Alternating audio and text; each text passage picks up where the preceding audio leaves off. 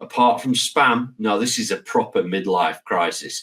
This is kind of second at my age to going and buying a convertible car, because that's what you want to do when you're 50. You think, oh, I'll get a fancy convertible with a roof down and show off to the ladies because I'm still young at heart. No, I haven't done that.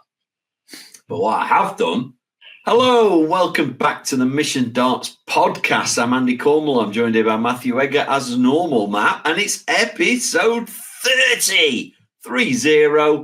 30. Blind 30, as they call it. I don't think you quite had that bingo call aside to that. Like, you've got, right, 3-0, 30. Oh, I've said this before. You could have definitely been a bingo caller in another life, Matt. Oh, definitely. yeah. Give me another 1-7, 17. Like, that would have been up everywhere.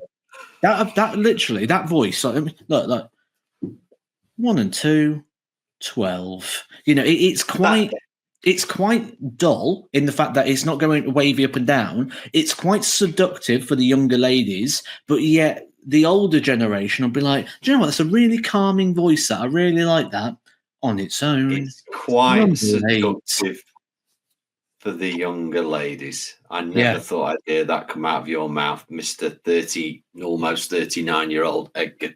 Anyway, headphones, Matt. I asked last week for help. We got help. Somebody said, in your headphones, there'll be some bigger, whatever you call them, things that go on the end. So I've found the box, and there are. Yeah, there's some, what do they call them? I don't know what, they're little pieces of rubber. Anyway, there's some bigger ones in the box, so I've put them in. Now, positives and negatives. Positives are, I don't think they're going to fall out today. I'm doing my wavy head and they're stuck in my ear. Negatives are, I can't hear myself speak. Like, you know when you've got a really bad cold and you think, God, my voice sounds terrible. That's what it feels like. I literally can't hear myself speak. So I'm kind of speaking, hoping that my voice, it's really weird. But I think I'll get used to it. I'll get used to it anyway. I will get used to it. So bigger rubber seals, headphones aren't going to fall out. We're all good. Fascinating. Yeah, fascinating. Well, do you want to know something else fascinating? Do you know what I bought today? Some spam. Do you like spam? No, you bought spam. I bought spam. Do you know what? Like a couple of weeks ago, I had a really bad hangover, and I thought, do you know what I need? I need some fried spam. That's what I used to have when I was younger. Fried spam is the cure to all hangovers. Must be the fat content, the meat. I don't know. And meat in it. Yeah, and I bought some today. I saw some today. It's about £3.50 a tin now. God help us if we go to war again, because that got us through the last war. But I thought I'm going to buy some. I'm going to put it in the cupboard. I'll probably never eat it, but it's there now for the next hangover if I ever get another one. Maybe I'll stop drinking. What do you think? I doubt it. I think every time I've been with you, you've had a couple of beers. Yeah, well, it's got to be done, hasn't it? It's got to be done. But as usual, we're here. A million topics to talk about. I've got pages of comments because our listeners are getting into the comments. And a big shout out, by the way, because we're getting a lot from America, who probably right now are going, what's spam? Yeah. You know, but we're getting a lot from America, Canada, Australia, New Zealand, loads from Europe. It feels weird when you say that now, like Europe. We're still in Europe because it's a continent. We're just not in European Union. But anyway, I'm totally digressing, going off on one. Thinking out loud. Which we do on a regular basis. I've got a little bit of a rant to go on. I've had a midlife crisis and been and bought something. I've got that to talk about. Apart from spam, no, this is a proper midlife crisis. This is kind of second at my age to going and buying a convertible car, because that's what you want to do when you're 50. You think, oh, I'll get a fancy convertible with a roof down and show off to the ladies because I'm still young at heart. No, I haven't done that. But what I have done is I bought a record player and some vinyl and an amplifier and some speakers. Now, as you know, I was a DJ in my former life, and I got rid of all my vinyl because CDs came along. And then I got rid of all my CDs because digital came along. And now I'm sick of not owning anything. I'm sick of paying Amazon every month to listen to music that I never own. So I thought, you know what? I'm going to buy a record player. So I have. Did you make this decision like at 12:30 at night when you couldn't sleep one evening? I think I probably did, yeah. Yeah, it sounds like that sort of purchase. No, I'll tell you what it was. You know, when you've got an hour, you can't sleep. Well, we both know what that's like because we don't sleep. But put a documentary channel on, and there was a documentary about the vinyl revolution. Apparently, it's a big thing now, is vinyl. All the young ones are getting into it again. So I start watching this documentary, and the more I'm watching it, I'm thinking, yeah, this is better. You buy something, you actually own it. You can keep it. And then you can put it on whenever you want. And then, of course, the next day I go and buy a record player, amplifier, and speakers. So I don't know whether I'm too many people in Bolton are going to be pleased with you banging music out on an amplifier. And you so want me to bite there. I know you want me to bite there again. And I very nearly did. He does this all the time. Those of you that aren't used to him, he always relates me to Bolton and expects me to say, but I don't live in Bolton. And I don't. But I didn't buy it that time. So anyway, headphones are in. Record player's been bought. Spam is in the cupboard. What a way to start the podcast. It's like 1960 all over again. If only I'd licked a battery this morning, I'd have the complete set. You know? Cut the mold off the cheese.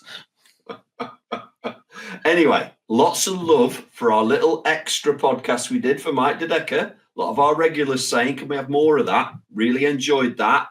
Great little 15 minutes insight into Mike Dedeker. So that's gone down well. So had lots of views. Lots of love for Rate My Hockey. And by the time this goes out, Rowley's will have been on. Oh, dear.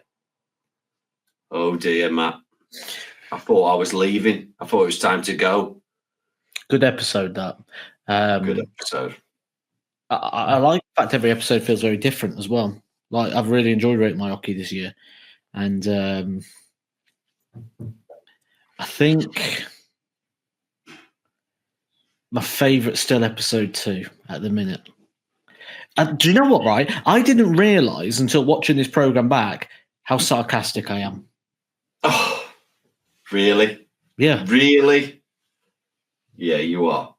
And I even said to our video guy, didn't I? I said, have you edited this to make me look sarcastic? Or am I actually... No, that's just you, Matt. That's just you, mate. That is just you all the time. I mean, I'm sure he loves videoing us because I'm the most sarcastic person, and so are you. He must think this is just great. Another day with these two. God help me. But he gets through it, and it won't be long till we're filming series 4. I mean, it really won't be long now.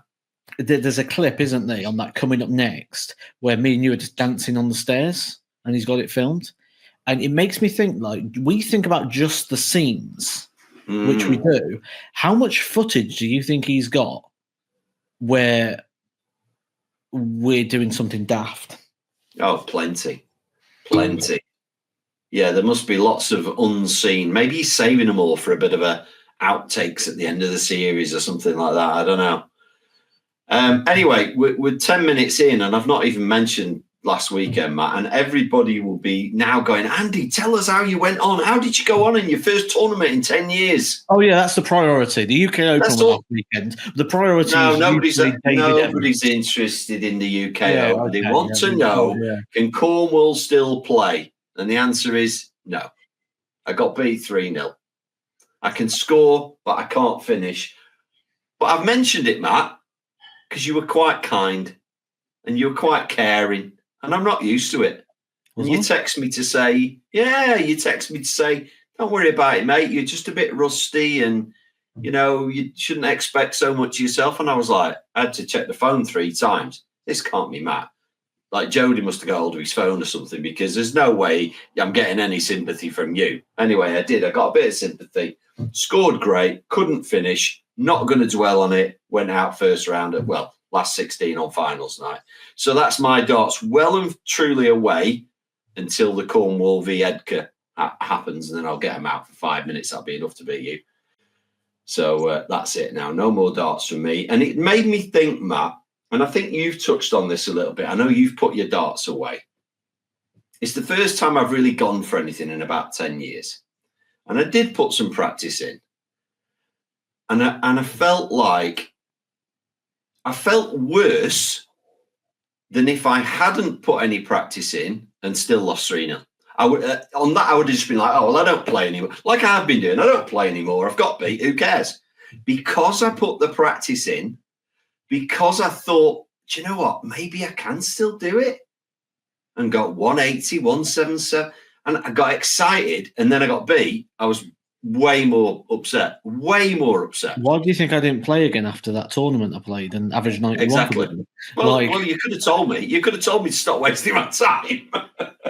Yeah. The second I played that tournament and averaged 91 for the day with a new grip, I was like, oh God, this is like really encouraging. Like, and then we had conversation. I'm like, Andy, I think I'm going to go Q school. It was like, no, and then it's like, just reel yourself back, because the nerve's not going to automatically fix itself overnight. You're going to have issues, and you're certainly going to be highlighting them when you try that sort of thing. So it's like, just stick to the day job. So don't get silly. Back in the draw.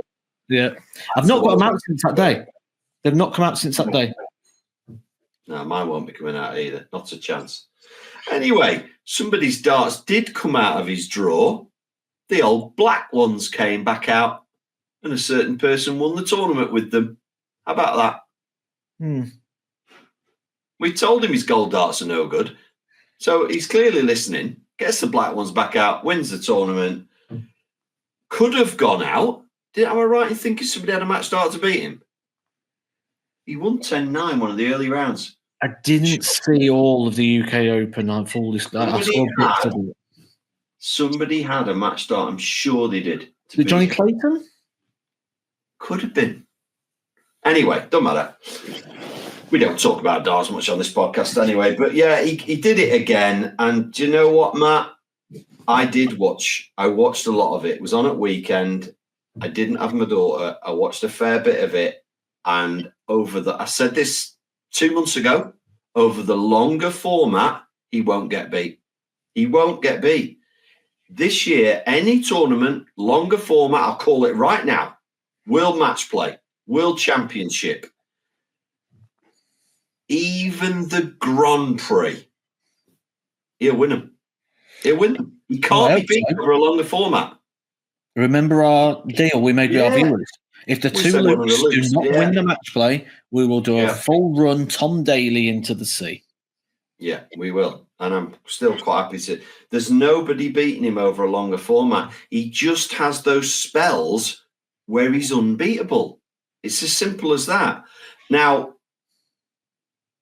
I was going to say there, Wade didn't look himself in the final. It'd been a long day. He's not a kid anymore. We've talked about stamina in the past, Matt, you and I. Talked about how important that is now on these days where you potentially got long games. Stamina, you've got to eat right, you've got to be ready, you've got to be hydrated. Little looked like he could have gone and played another 2 games, no problem. Wade looked like he was done. He was done. But again, we've spoke about this at the start of the year. Will Wade win another major? And I said, definitely not. And I think you said maybe. You wouldn't like to say never. Contender, yeah.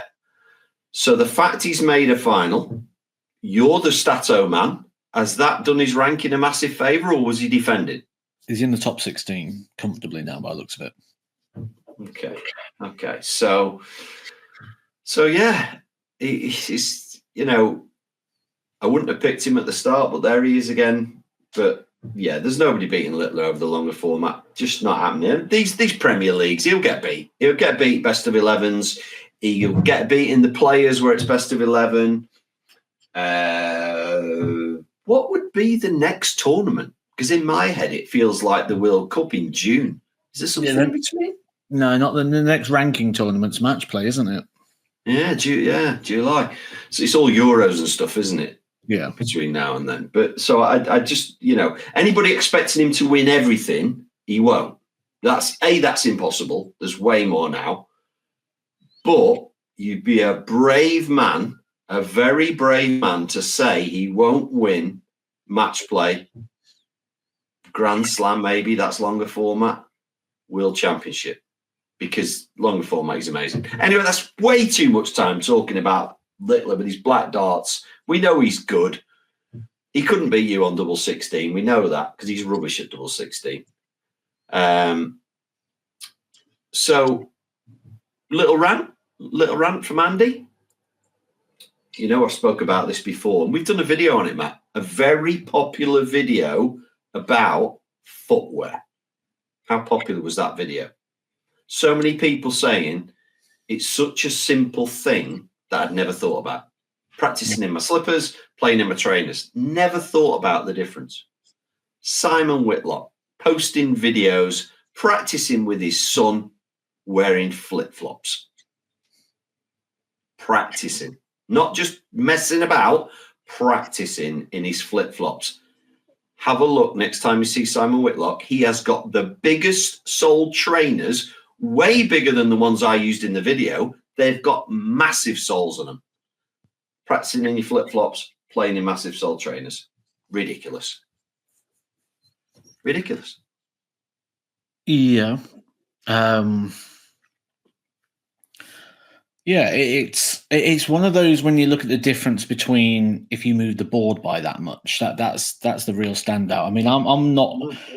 I mean, I like a little bit of mastery in there, but the thing is as well,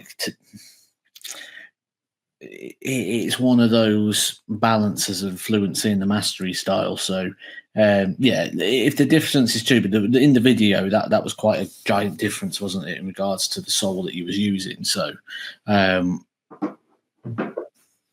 And the people that are loving the videos that we're doing currently, Matt, we've had a lot of love for the videos currently, should be pleased to know that by the time this goes out, in a couple of days' time, we're going to film a load more. Oh, no, say that again. We're going to film a load more, aren't we?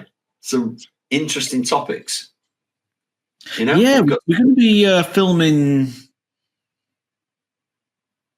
Yeah, after this one. Yeah, after this goes out, about 8 or 10 new videos, a couple of shorts, things like that. Lots and lots of interesting stuff to do coming up. A lot of prep on this one. Some props. We're using some props on this one. You know what they are. I think the thing to put into this is I've reviewed the channel extensively. I've been watching the videos back. I've been watching them much. You'll notice changes in Rate My Hockey, where we've changed them editorially. Things like coming up next week, coming up in this episode. The endings have changed, so they're quicker and they're snappier. It goes straight to the leaderboard. You'll notice little things telling you what's coming up next, so you know the flow of the content. So we're doing the same with our videos. You may notice now the videos are taken in different scenes. They're in different shots. There's different drops to them. We're looking at not just making good content, but how we can make it more visually pleasing as well.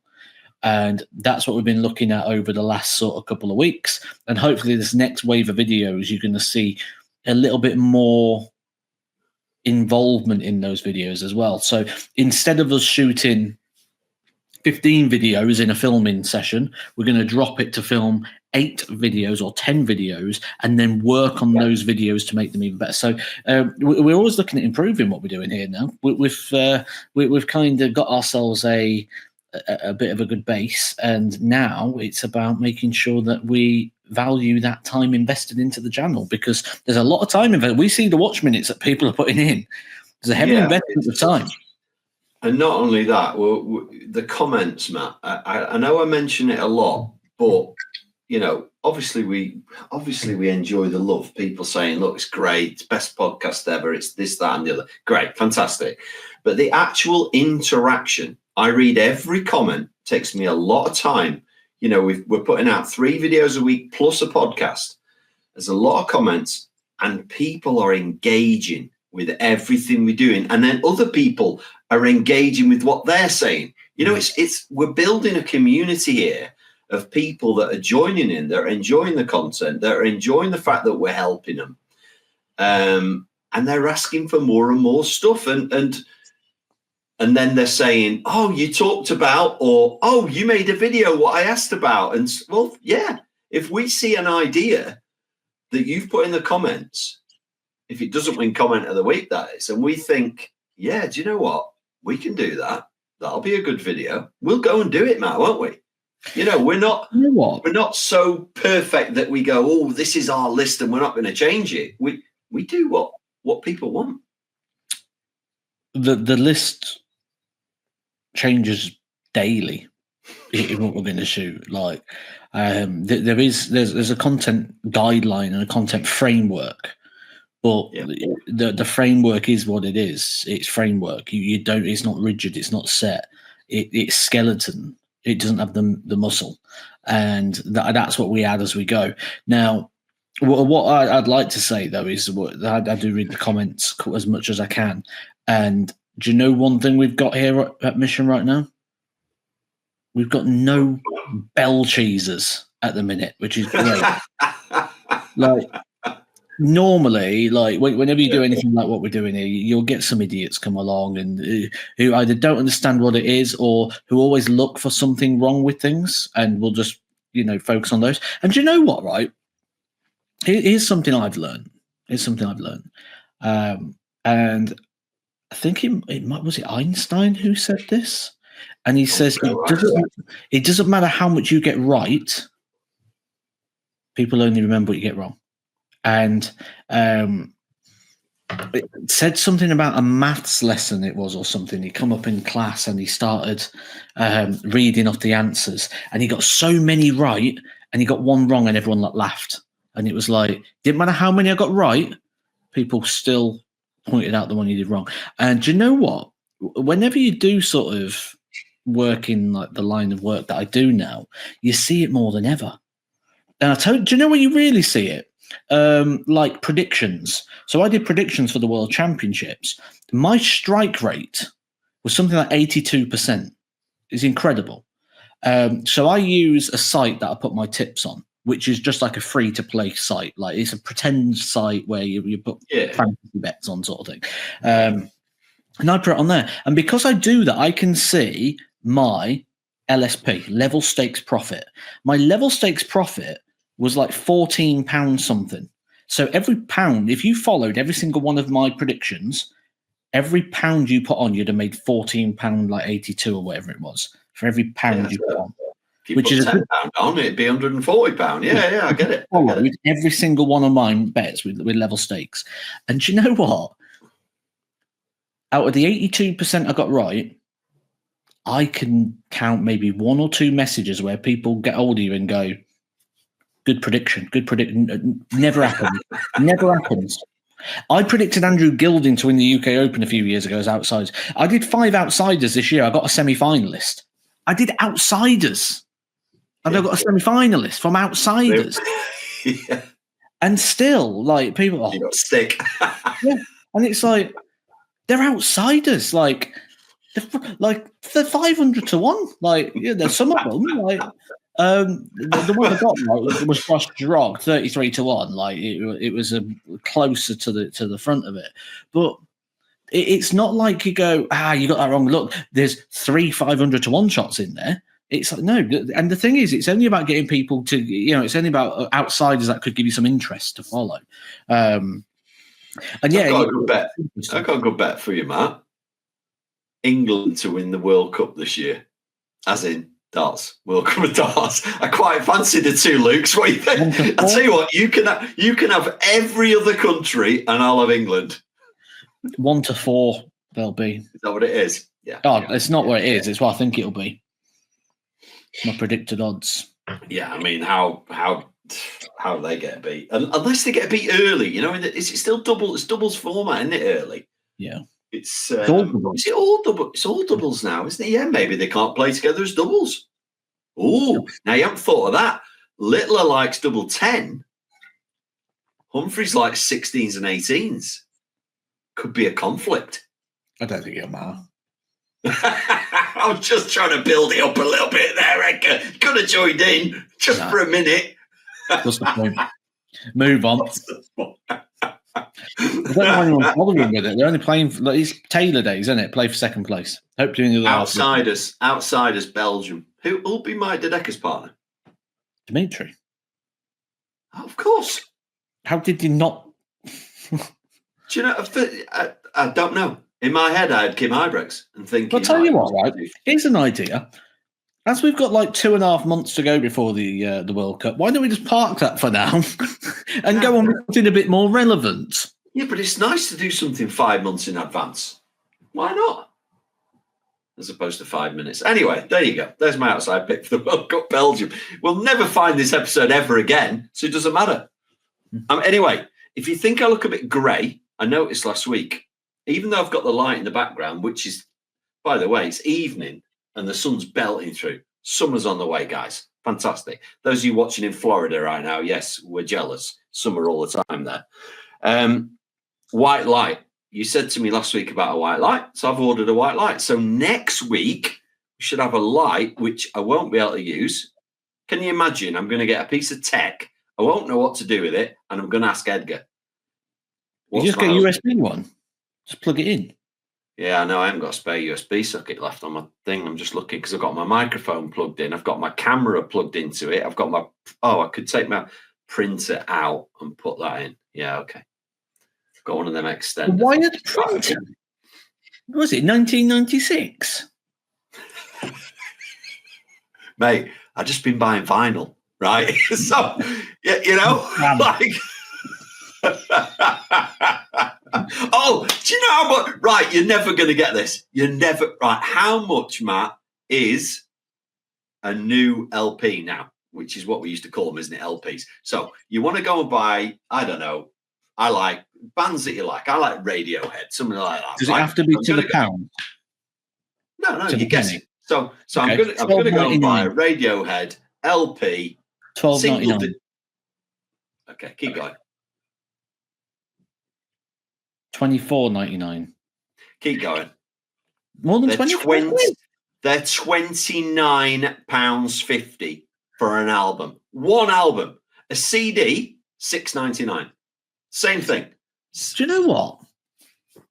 If you got a CD and an LP and put them back on the shelves, you've nearly got enough money to go get yourself a new set of the Matthew Edgar Mission darts available in 21, 23 and 25 gram darts.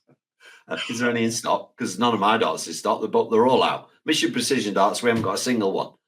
I think Edgar darts is the same. We're waiting for them to come in. And you know, you do this every week. You lead me like the best segue ever, and you've just done it. Go on, then. There's no Precision darts. There's no Edgar darts. And do you know why? And here it is. Here's my big announcement for the week. There's a shortage of tungsten. Deadly serious. The tungsten comes from China. I don't know whether it's the Chinese government have got involved or, well, it will be. They've got involved. And now, when our manufacturers make darts, they have to have it signed off. They have to have special exemptions to send it outside of China. It's no longer put them in a box, ship them to the UK. It's now, well, where are they going? Why? What are they? And now it is illegal to ship tungsten that's not been made into something out of China, because China's got a massive shortage of tungsten. And it's obviously not just used for darts. Used in a million things is tungsten. So this is going to drive prices up massively, isn't it? So I'm a bit worried. I think it could drive prices up. I think there could be problems because, you know, I'm sure you'll be aware if we want a Matthew Edgar dart, we'll buy 500 sets or 1,000 sets. Yeah. And that takes 2 to 3 months. So you're always working, because it's got to come on a boat and it's got to be shipped halfway around the world. So you're always working 2 or 3 months in advance. So I'm literally just looking now to see if there's any available. Yeah. So what happens if that shipment gets stopped or delayed, or you could potentially be out of stock of things? So here's my tip, guys. If you're thinking, I need a new set of darts in the next, and this isn't a sales pitch because you buy them wherever you want, as long as they're Mission, of course. Make sure you get the Mission darts. Available, great stockists worldwide. So if you're thinking, I need a new set of my existing ones, or, I fancy trying them new lava darts, or, I do fancy a set of Edgar darts, or whatever it is, I would buy them now rather than think, I'll wait till the summer. Because I'm not saying there is going to be a problem. Well, there's already a problem.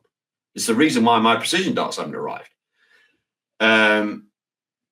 But how bad that problem gets, there was a problem it was either last year or the year before, Matt, with shipping. Container prices went, there was a problem in one of the shipping lanes.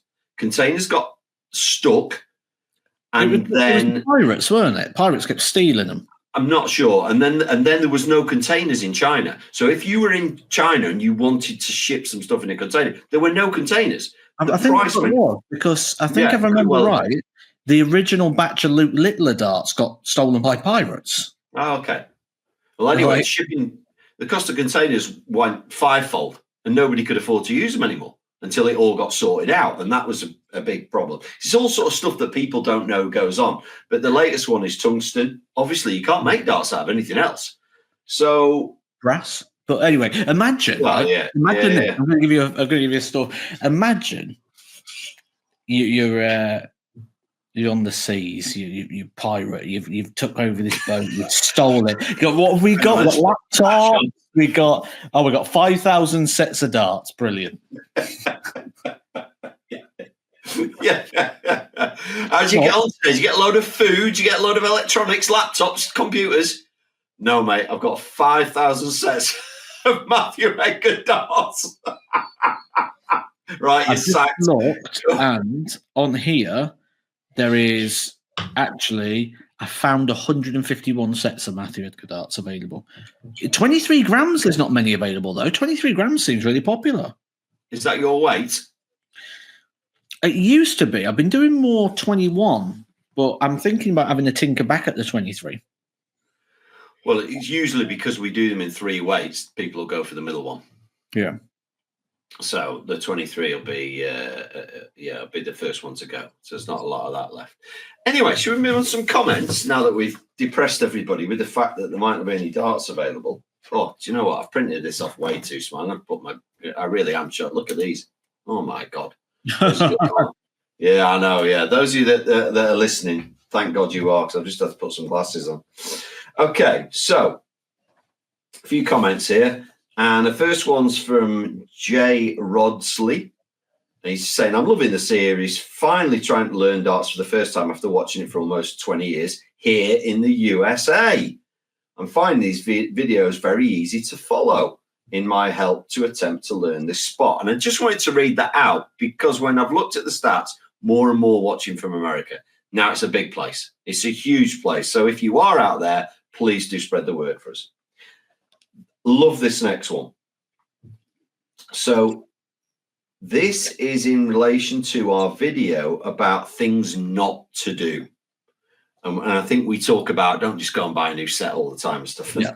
Tasmanian Truther has put, darts are like fishing lures. They're made to catch the fisherman, not the fish. Oh, you were right there. He's just had to do some stretching. And somebody's replied, that's a good analogy. I really like that. And that nearly got comment of the week. It's absolutely true. The darts that are made to catch the fisherman, not to catch the fish. Do you get that? Yeah. So they're made for us to buy them rather than are they really any good to use?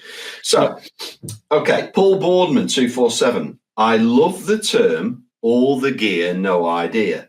I have a friend who will regularly go out and spend £100 on a new set of darts because that's what the guys on TV are playing with. But he's just as bad with a 30 quid set. I can't get him to stop because he always says this set might be the one. Well, I know just the one. If you want to get a look at the Matthew Edgar darts, whether in 21, 23, and 25 grams, they're a good set. You know, they could be the ones. They could be the ones. You just have to make sure you order one in each weight, just in case. Those of you that are avid watchers of the channel and watch our shorts and everything, I put a reference to a short that we did at Darts GB, if you remember. The person who goes in the dart shop every week, buys a new set and says, these are the ones. I think you did a great job of that, Matt. Okay. Daniel Allman has said, I enjoy the channel. Always great ideas. If I'm having an off day, less than an average practice session, I find myself over practicing because I want to win the drill or get it right. And sometimes I correct it, but more often than not, I'm creating bad habits or poor form. I would be interested to hear thoughts on when to do a different drill or when to stick with the drill or when to call it quits for the day and pick it up tomorrow. I wanted your input on this, Matt. So what he's basically saying is I'm into a practice session. All of a sudden it starts going wrong. I can't hit anything. Do I keep trying harder? Do I change drill? Or do I put my darts down and come back another day? What's your advice? There's a lot to unpack there. Okay. And this is where like one-to-one coaching is vital for things like this, because there's a lot of misunderstanding here.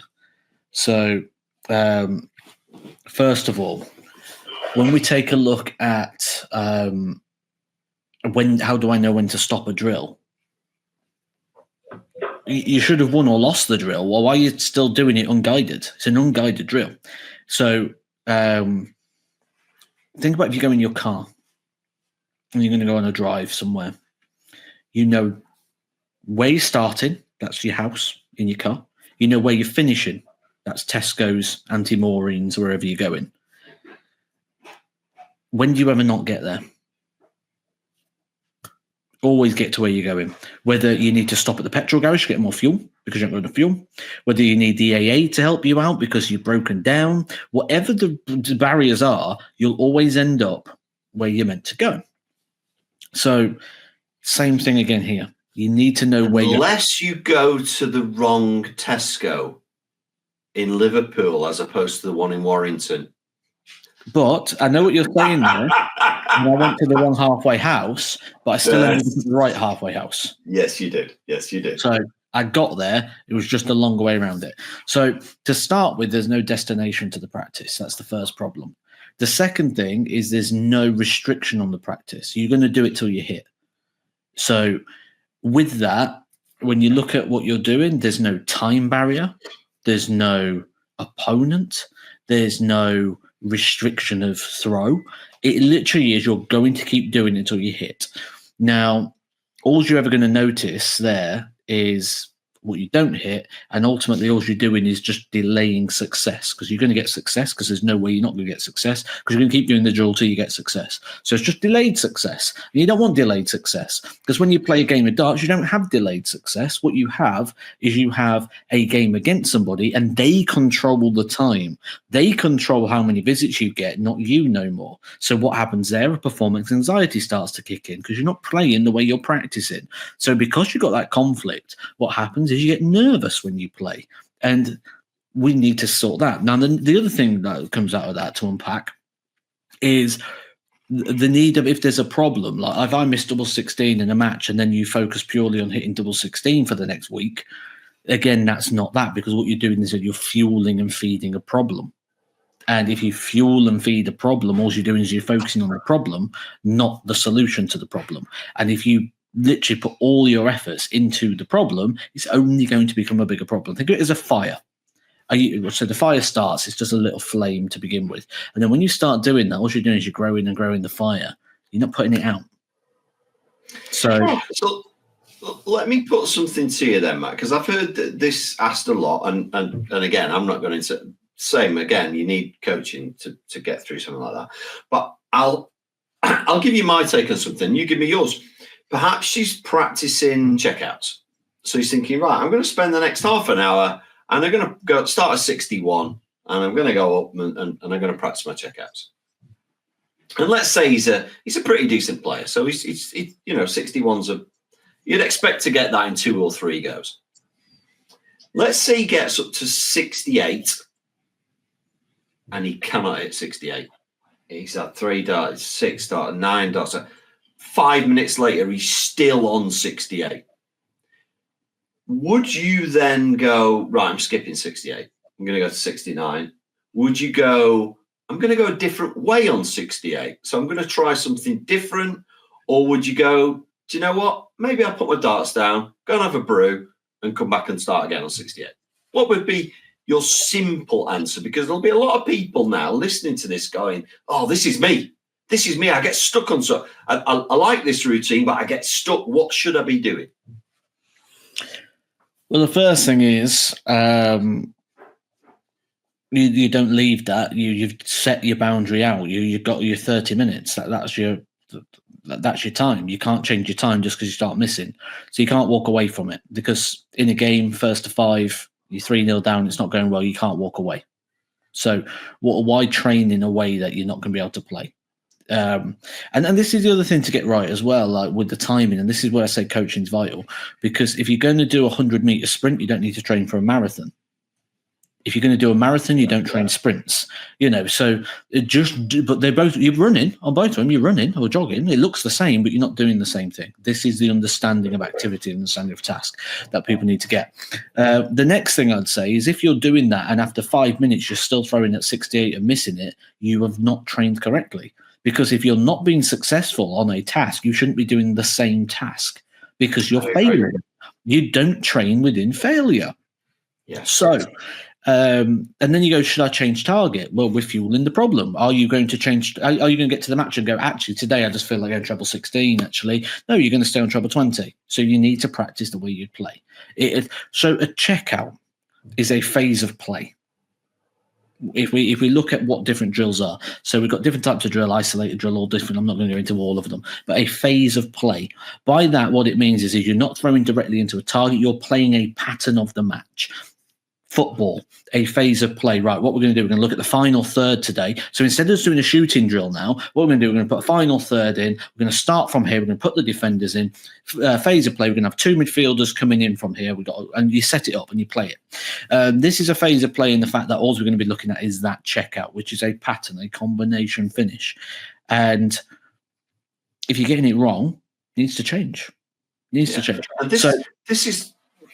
Well, I was going to say, this is why you and I are advocates. When we do practice routines, we've done plenty on the channel. We talk about 3 goes at something. If you hit it, you move on. If you miss, you go back. So there's a win and a lose on everything. It's not, I'm just going to keep throwing until I hit it. That's pointless. So I'm going to give you a drill then. How we're going to do this now. So vary this up to your level. So how this is going to work. You get 5 lives to take out the shot. If you can't take the shot out in 5 lives, you're going to drop back 1 number. Now, there's an extra bit of game in here as well. If you do not leave a double, you drop back, regardless how many lives you got. If you got 5 lives and you don't leave a double, back to 67. If you lose 5 lives, back to 66. Don't leave a double, drop back. For some of you, right, we're going to get this even harder for a higher level. Differentiation practice. So for some of you now, if you think you're a quality player, you think I can do that easy, you get 3 lives on each one. And if you don't leave a double, you go back to the beginning. Yeah. You go back to 61. Have a go at those 2. See how we get on. I agree. Brilliant. Differentiation practice. Superb, Matt. Love it. Right. I've got more comments to do, but right in the middle this week, I'm going to do comment of the week. As we know, we have comment of the week now. I'm not going to do it every week if the comments are rubbish, but if we get some good comments, I'm going to pick a comment of the week, send you some goodies. So if this is you Danny L MER 8706. If that's you, drop me a message at youtube@missiondarts.com. I'll send you some goodies. Comment of the week. It's not always a great question. It's not always a great statement. It's sometimes just something that makes me laugh. And this made me laugh. Why has nobody realized yet that Chris Mason has casually time traveled, used his DNA in a lab to create Chris Mason, aka Jeffrey DeGraff? Have a look at them side by side. Have a look at them side by side. It's a young Chris Mason. It's brilliant. I love that. It made me laugh. Danny L MER, you won yourself some goodies. Are you not seeing it? No. Lookalikes. You're not seeing it at all? No. Right, okay. Well, I did. I saw it. And I'm sure Chris will be flattered because I think Jeffrey's in his 20s, isn't he? So anyway, that made me laugh. Therefore, he's having a do. And Edgar's got his puzzled look on. So I'll move on to Shelty5688. Question for you, Matt. Do you think walk-ons should now be a certain time frame? I.e., James Wade was taking way too long with his walk-ons on Sunday. Should there be a time limit? Walk-ons need work. Everybody. Stop the stupid karaoke, arms to the side, stop signing autographs, stop singing. Do you know what? I was actually I was walking back from the gym to do this podcast because I go down to the gym even when I'm in Portsmouth at the minute. Got to beef up a bit, you know. And do you know what? I had my headphones on and I was walking along, the song on the play, and I'm like, and then when it came to the drop, like I almost felt like going like with my arms like through. And do you know what? Again, it made me think, because I was thinking about these walk-ons and things that people are doing within darts. I never switch off. And with that, do you know all these? Oh, what a big moment! What a great walk-on! What all this sort of thing is. Do you know what I thought? Like, I genuinely think now that the players think by doing this with the drop that they're going to get the reaction, and the reaction lies on them.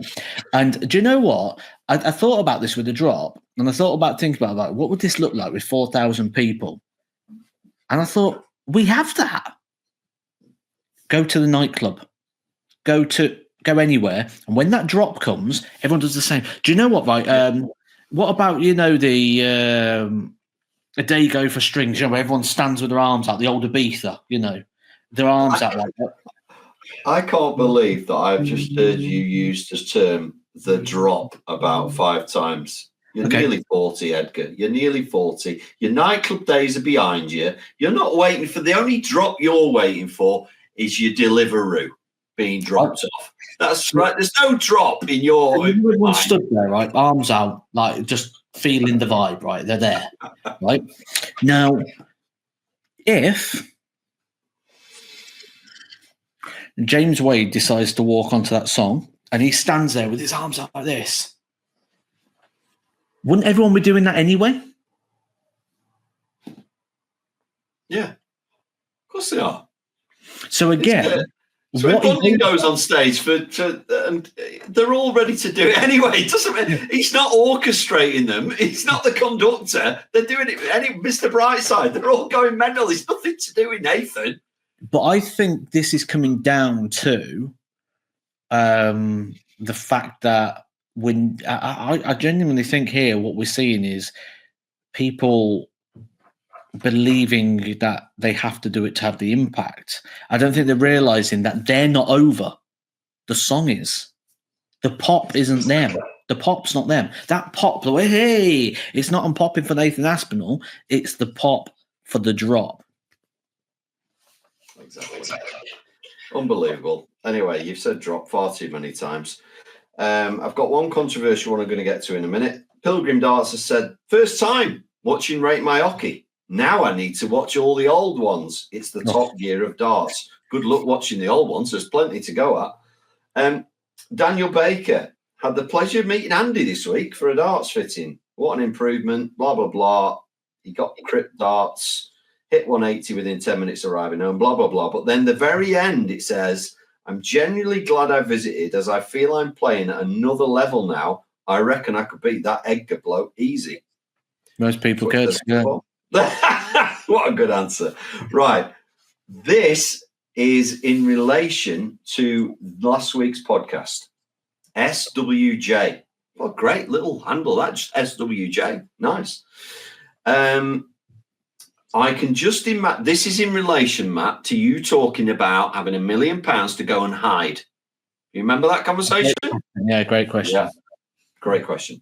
I can just imagine a disfigured version of Edgar limping around the Midlands with a face full of cheap fillers after spending the other 990 grand on wrestling memorabilia and ambience enhancers. Even so, you'd be a brave man to back against such a maverick. He could yet go undetected, even in his local area, just like Harrison Ford in The Fugitive, where he dyes his hair half a shade darker and shaves his beard. Completely foolproof. I thought that was great. The picture of a disfigured Somebody put this forward, right? Someone put this forward. And they said, but Matt, surely the person who did the plastic surgery would know who you are. Now, here's the thing. I agree. That person will know. However, I've now got to evade one person. I don't have to evade the rest of the world. I've narrowed it down from billions to one. Very good. Anyway, moving on from Matt's plastic surgery. It's my controversial statement of the week that I want to finish on. And Moocher9935 is replying to the pros and cons of molded v folded, one of our most popular videos. 50-50 split, totally, Matt. Some people have been folded, molded. Some have gone back to one, gone back to the other. Brilliant video. If you haven't seen it already, check it out on the main channel. Moocher9935 has said, it's not the flights. Bounce outs are due to the boards, not the flights. And I thought that would be a good topic to finish on, because I don't really think bounce outs have been a board thing. Well, bounce outs haven't been a board problem for 15 years. How you know? Like I said in that video, I cover thousands of games of darts. Yeah, I do see it. Obviously, it still happens. It does still happen. Spots, but the majority of time, any sort of bounce out doesn't even come just from directly hitting a wire. What tends to comes from is when you hit the fly and they lose the pace of the dart, loses the momentum. Yeah. That's what causes the bounce out, or it changes the angle. So instead of hitting a wire square on where it'll flex and move, you're hitting down on the wire or up on the wire. So you're hitting into it, and that will come from hitting the fly. I agree. Now, I have seen occasions, because I think it's quite a good topic to finish on. I've seen occasions, you've seen it as well, Gary Anderson famously hitting a 180 where they all three fell out. Yeah. That's not that long ago, where potentially the board has a hard spot. Now, I am not going to say this is certainly not exclusive to any brand of board. It's simply you're using a natural material, a process that involves glue to make a dartboard. I've seen several different brands of dartboard that have had what I call a hard spot. Now, you will also get the opposite, where a board has been overused in a certain area, and that's now become a soft spot, where the point will go in, but nothing to grab and falls out. And I think that's coming up in a future Rate My Hockey, I seem to remember, when we look at board. If you can remember the one that I'm thinking of. But so what other reasons, if we're saying, I know you said that molded flights, they deflect more. I argued against it. and potentially it loses the momentum, hits the wire at a funny angle, drops out. I've just said Gary Anderson. Maybe it was a hard spot. 3 points went in. They all fell out. All the darts fell out. Can we think of any other reasons? The wire, can you still hit a wire bang on and it pops out? Is that possible with the blade wires? Do you see it in commentary, Matt? Occasionally. I mean, those wires are they're so. I don't even know what they must be. You have to hit them square. You have to hit them square, but it does happen. But like I said, the majority will come from catching the flight on the way in. It changes the moment of the dart, kills the space. This led me on to, again, a question that you're the best of us to answer from your commentary. You land your darts flat. Yeah. I land my darts pitched up. We know, I think most viewers and listeners know the difference between the two. So Matt lands his darts like Phil Taylor-esque, and I land mine like Adrian Lewis, if that makes sense to people listening. That's the only time we're going to be compared to them two. Yeah, it is, yeah. Or in the same sentence, or even in the same podcast. Of the players you've watched over the years, which style of those two leads to more darts on the floor than the other, or is there not one? I think that's a great question to ask you to finish with. I think it comes down to people that can't control their darts rather than people that can. So if you're getting a consistent flat, you've got control. If you're getting a consistent upright, you're getting control. The ones that have a dart that faces like this, one that kicks out to the side, so the point comes across that way. People that don't have control over their release on the dart, they're the people that are more prone to it, because when it comes out the hand and it's going to kick out to the right, if that hits and that flips it even further round, it's just going to hit the ball side on. So I would say it's not someone who's got control of the dart, it's someone who hasn't got control. And by that, I mean purely how the dart flies and how it lands in the board. Because what we tend to get is everyone focuses on, where is it landing? Am I hitting treble 20s? Am I hitting big scores? It's the only thing people focus on. But actually, they might be doing it, but it's going to run dry because the darts are kicking all over the place. Concentrate on how the darts finally land, then worry about where they land. How first? Right. I've got one final thing to add to that, in that for many years I used if I say razor edge, sharp grip, there's lots of terms used for a type of dart where it's hard to describe it now. It's very, very grippy because of the cut in the dart. They call it razor grip. They call it sharp grip. There's razor edge, things like that. I used a dart like that. I found that if I wasn't throwing properly, the point, because of the way a razor grip is, the point could actually hit the grip of the barrel in the board already and bounce out. So I think there's an extra layer of potentially different, and something we'll probably have to do a video on, but potentially fancy grips or grips with barrels with lots of grip could be costing you either bounce outs or deflections when the point hits them. Again, I want to go on about, I am convinced that long points cause more dropouts than short points. But that's a question for another day, not for the end of the podcast. You've yawned twice now, Matt. It's clearly your bedtime. Yeah. It's clearly your bedtime. You're not looking as tired as you did the other week. You're looking like you've had a bit of sleep, probably had 3 hours. But I think that's one for another time. Do long points cause more dropouts than short points? Get in the comments below, as we say. Let us know. Have you experimented with both and gone back to one or gone back to the other because you had too many darts on the floor? The last thing you want is darts on the floor, Matt. The game's hard enough. And that's my point. I thought I'd lost you for a minute there, but you were just taking it all in. Matt was deep in thought then with something that I'd said, it was philosophy. He was working it all out. Like you were telling me something rather than asking me something. Yeah, but I finished telling you. Brilliant. And so is this podcast finished for another week. So catch it again next week when we're going to... for another one. Where we'll review the comments from Andy's little Wigan rant. And I'll let you know if I've opened the tin of Spam.